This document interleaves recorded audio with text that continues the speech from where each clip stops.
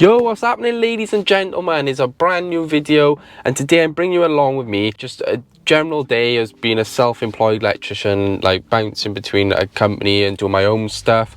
So today I'm working for South Wales Maintenance, which I'll leave up here for somewhere. This is the company I've been doing so much work for the last few months. They've kept me in work for so long, so I really appreciate them. So just thank you to them. Been really good.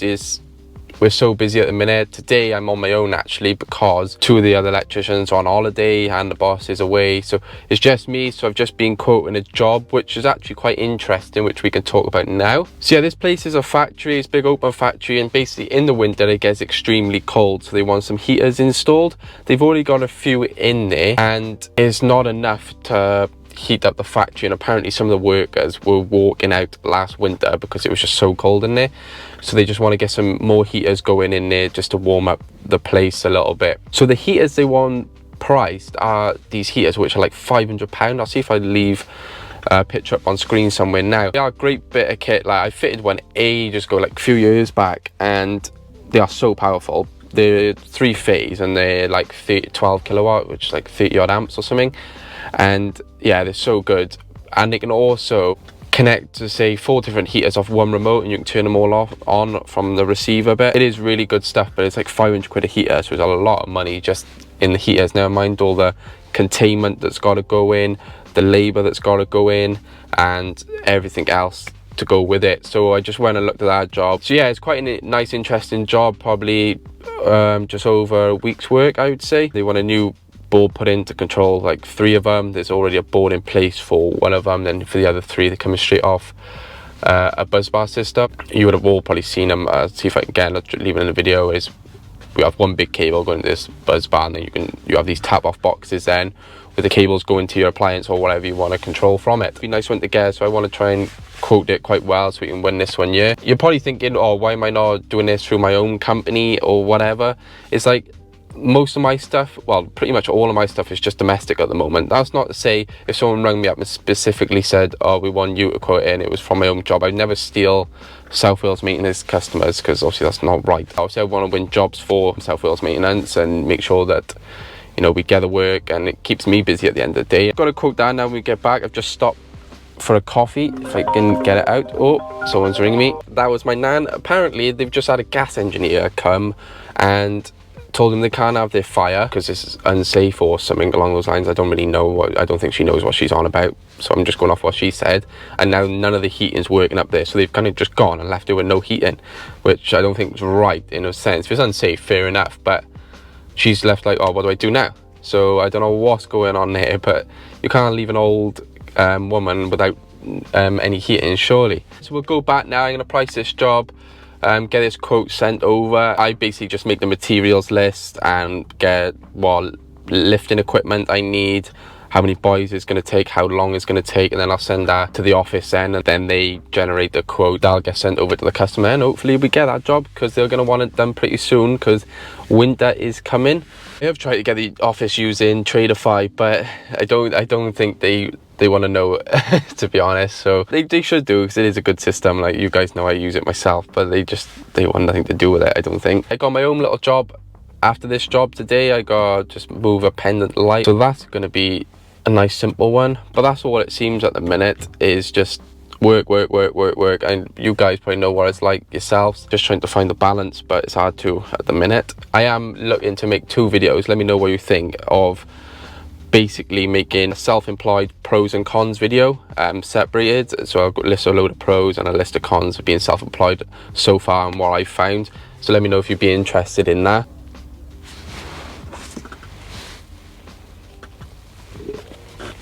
Another quick thing to talk about is, right, I'm trying to find an outside light, which I'll leave again up on screen, for a customer. She wants this specific ball type outside light. Now, I don't know if you guys have the same issues, but every outside light pretty much now is just IP44. So trying to find a nice decorative IP65 light or IP54 light is just so difficult, because we all know you're not supposed to fit an IP44 just on a wall with nothing above it or anything, which in this case there isn't. So I need like an IP65 light that's similar to this, and I cannot find one anywhere. I've gone to specialist, I won't show the name, but I've gone to specialist like places to try and find one, and I cannot get one. So if you know where I can find one that is suitable to be have rain on it and everything, let me know in the comments, because for a simple little job, it's turned into a bit of a nightmare. That's enough of me rambling on. Let's get back to the office. I don't mind mixing up the days, like doing some quoting and on site. It does break it up a little bit. Yeah, let's get going. Right, so we're back in the office now, and I'm just working out some cable sizes. So I'm doing a cable calc, so I'll just show you what I'm doing quickly, see if you're interested.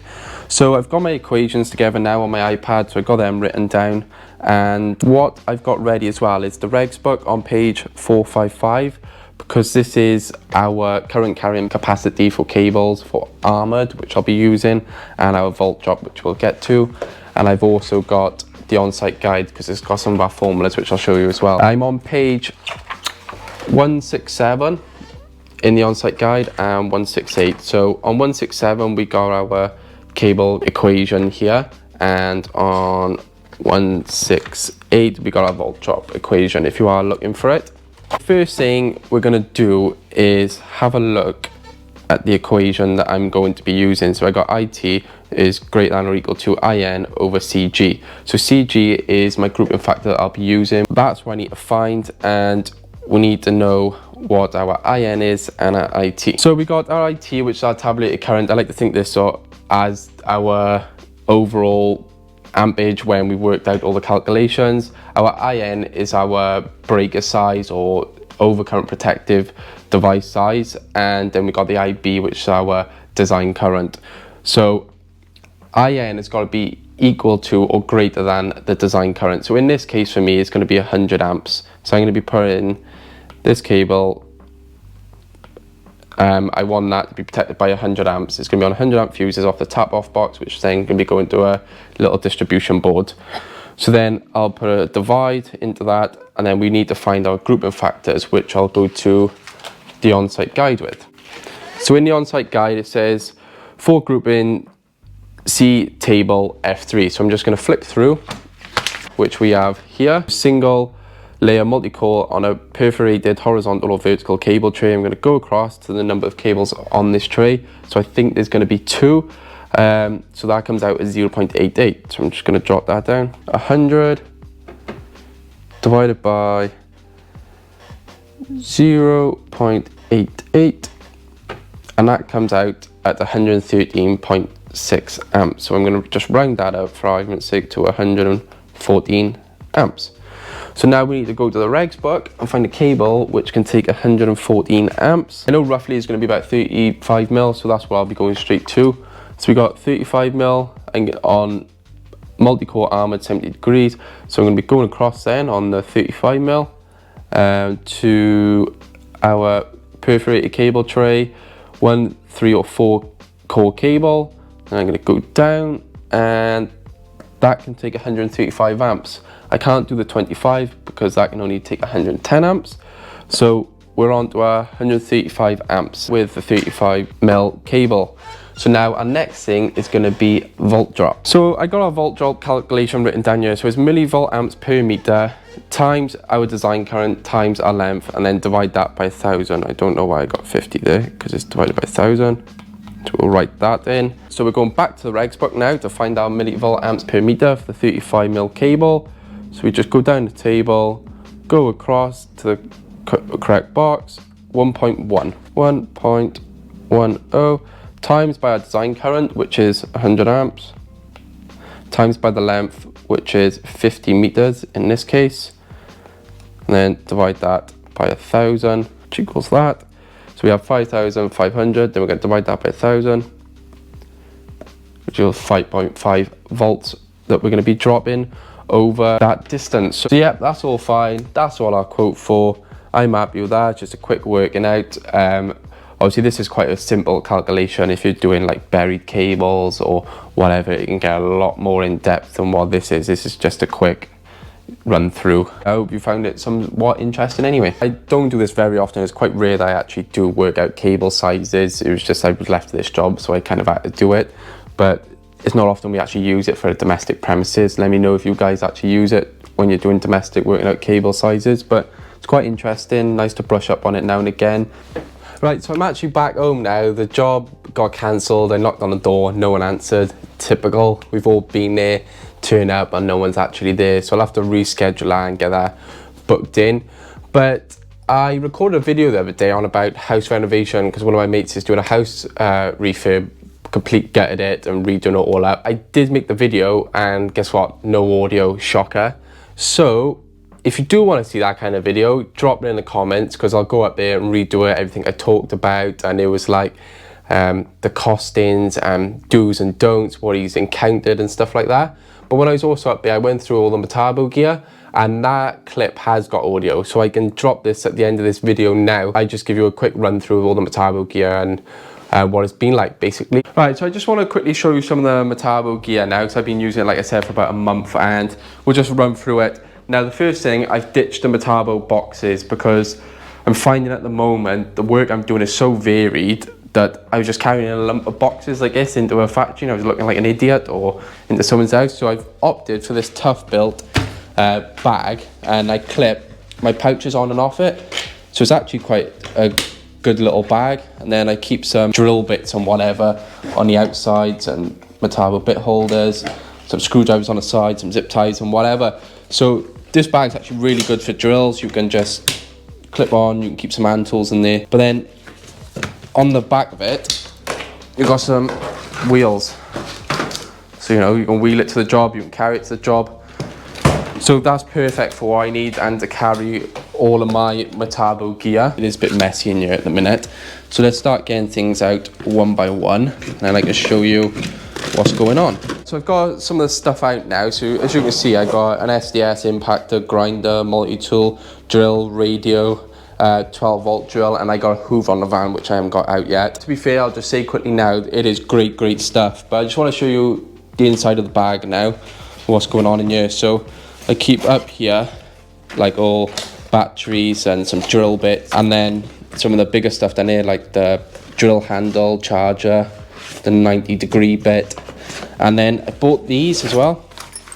So I just keep some drill bits, speed bits. In this one is some normal metal bits in there, SDS bits. So if you did want this bag, I think I got it off, might be an ITS, and it was like under 50 quid or something. So it is a good bit of bag. I'm not sponsored or anything. It's been really good for me at the moment. So actually with the Metabo gear, I'm just well impressed. Like, I never used it beforehand before getting all of this. And some of the boys who I've been working with have used it, had a go at it, and we're all impressed by it. It is actually really good stuff. So if you are looking for new drills, please consider actually buying into Metabo. The radio comes on a job with me daily now. And yeah, it's had some use the last month or so, and no issues whatsoever. The thing I want to show about the grinder, which I never seen on anything else, is the ability to actually like spin the whole head around, which is, I find quite cool, because I haven't been able to have a grinder before, and there's been so many times where the battery's going the way of something that you can just flip that around and it's on the other side. So that's quite a cool little gadget. With a 12 volt drill as well, I don't actually often use the big one, only for like drilling joists and whatever. I've actually been using it. This has been doing everything. It just constantly stays on me, drilling holes, drilling the basic stuff, screwing, like I got a screwed bit in here now. So that's been my go-to tool at the moment, probably my favorite one, because that just sits in my tough built bag in this little drill holster. So I just keep that on the outside and it's always ready for me. I just grab and go, and that's it. Like, we all know what a multi-tool does, we all know what an impactor does, and we all know what an SDS does. But the one thing good about the SDS is actually quite light. Like, if you're drilling up high with little arms like I got, it does help because you can get some big old SDSs and they are heavy. This is the end of the video. Appreciate you watching, appreciate you coming back every week. Well, I say every week, I don't upload every week, but every video. Make sure you hit the like button, subscribe, and there's big things coming, big changes. I want to change the YouTube a bit, but you'll see that in the future. So make sure you stay tuned, hit that notification bell, and make sure you subscribe. See ya.